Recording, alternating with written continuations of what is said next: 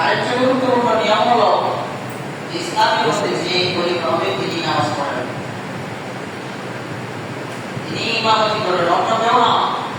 তিনি কাজের বোঝা করবেন, তিনি বিচার করবেন, তিনি ফয়সালা সব কবি করবেন, সব দায়িত্ব তার।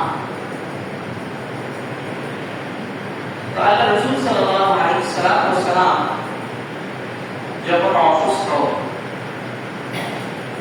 তখন তিনি সাহাবায়ে কেরামকে আদেশ করেছিলেন, বলো আবা বকর ফায়ুসাল্লি বিন-নাস, আবু বকরকে আদেশ করো তিনি যেন সকলকে নিয়ে নামাজ আদায় করেন।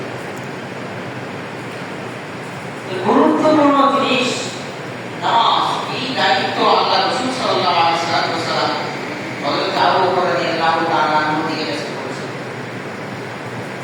এবং উম্মত একমত আলামু নাসির আলা রাসূলিল্লাহ সাল্লাল্লাহু আলাইহি ওয়াসাল্লাম আবু বকর রাদিয়াল্লাহু আনহু, আল্লাহ রাসূলের পরে উম্মতের মধ্যে সবচেয়ে বড় জ্ঞানী হলো হযরত আবু বকর রাদিয়াল্লাহু তাআলা। এক নম্বর বিষয় হলো ইশারা। হিজরতের সময় যখন রাসূল করিম সাল্লাল্লাহু আলাইহি ওয়াসাল্লাম হিজরতের সময় হলো, তখন সাহাবায়ে কেরাম একে একে আল্লাহ রাসূলের কাছে অনুমতি চেয়েছেন।